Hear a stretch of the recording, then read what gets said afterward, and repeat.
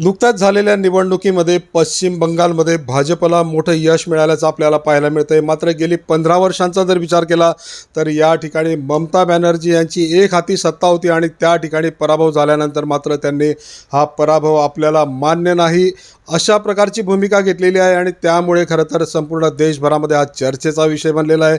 या सगळ्या संदर्भामध्ये कायदेशीर बाबी काय आहेत आणि यामध्ये आता काय पुढे होऊ शकतं, ज्येष्ठ विधिज्ञ उज्ज्वलजी निकम साहेब आपल्यासोबत आहेत. निकम साहेब, काय सांगाल?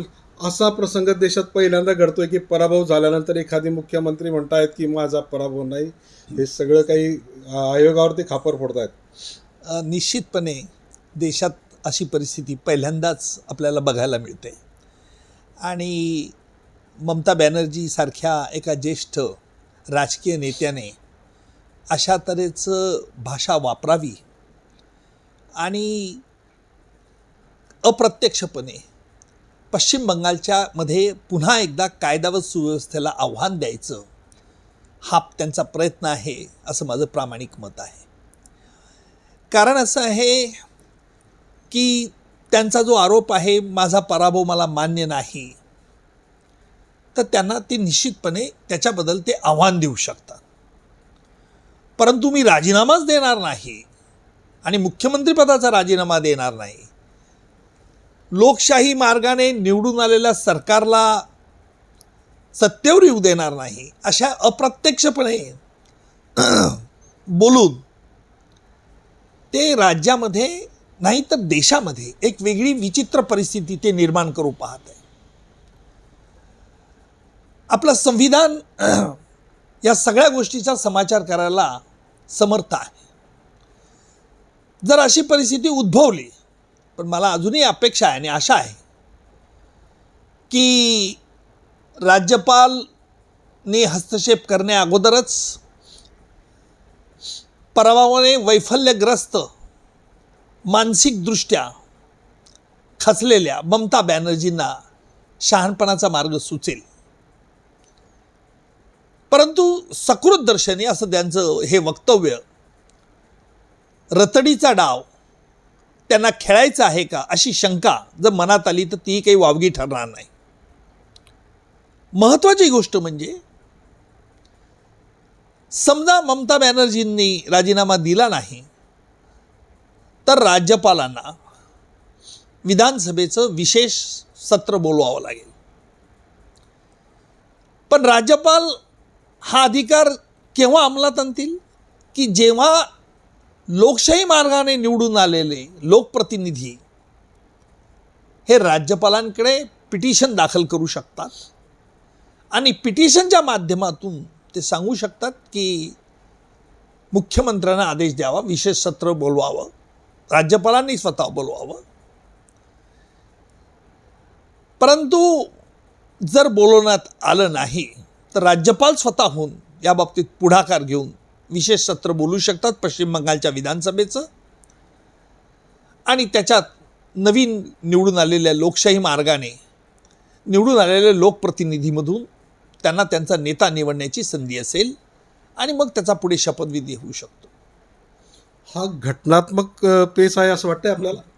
हा घटनात्मक पेच नाही, परंतु असा ममता बॅनर्जी का वागत आहेत हा प्रश्न निश्चित आपल्या मनात येऊ शकतो. कारण ममता बॅनर्जींना कल्पना आहे की जर निवडणुकीचा निकाल मान्य नसेल तर त्याला न्यायालयात, सर्वोच्च न्यायालयात आव्हान देता येतं, उच्च न्यायालयात आव्हान देता येतं. परंतु तसं ते पाऊल उचलायचं आहे असं कुठेही म्हणत नाही. मग प्रश्न येतो की यांच्या मनात काय हेतू आहे. आपण बघितलं असेल की गेल्या 15 वर्ष त्यांचा पक्ष सत्तेवरती आहे. पराभवाने वैफल्यग्रस्त होतो, मानसिकदृष्ट्या सारासार विवेकबुद्धी नष्ट होते, हे मी काही काळ समजू शकतो. परंतु ममता बॅनर्जी यांनी अशी ॲडॅमेंट भूमिका, हट्टीपणाचा भूमिका का घ्यावी याचं उत्तर मला एकच दिसतंय. ते उत्तर म्हणजे ममता बॅनर्जी अप्रत्यक्षपणे आपल्या तृणमूल काँग्रेसच्या कार्यकर्त्यांना ते चिथावणी देऊ इच्छितात. पश्चिम बंगालमध्ये कायदा व सुव्यवस्थेचा प्रश्न निर्माण करू इच्छितात. परिस्थिती काय होईल?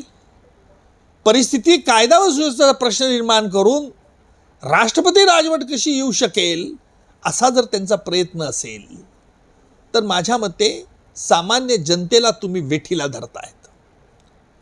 अर्थात तशी परिस्थिती येणार नाही. केंद्र सरकारला देखील याप्रमाणे गंभीरपणे लक्ष द्यावं लागेल आणि म्हणून राज्यपालांची कृती ताबडतोब यावरती आवश्यक आहे असं माझं स्पष्ट मत आहे. हा मानसिक धक्का आहे असं वाटतं त्यांना की पराभव होईल असं कधी स्वप्नातही त्यांना वाटलं नव्हतं. अचानक पराभव झाला. तो पराभव पचवू शकत नाही म्हणून हे सगळे घडतंय असं वाटतंय.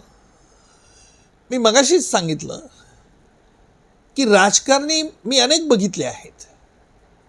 निवडणुकीत हार जीत ही होत असते, परंतु मानसिकदृष्ट्या कोलॅप्स होणं, पराभव सहन न होणं हे माझ्या मते मोठी गंभीर बाब आहे.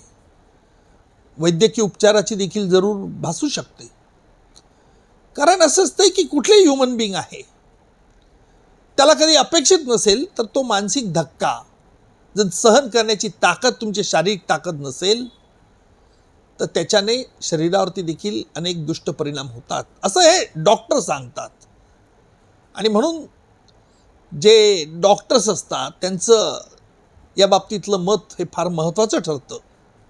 आणि मला तरी वाटतं की नक्कीच त्यांचे सल्लागार त्यांना चांगला सल्ला देतील, शहाणपणाचा मार्ग सुचेल, जेणेकरून पश्चिम बंगालमध्ये कुठेही कायदा सुव्यवस्थेला गालबोट लागणार नाही अशी आपण अपेक्षा करूया.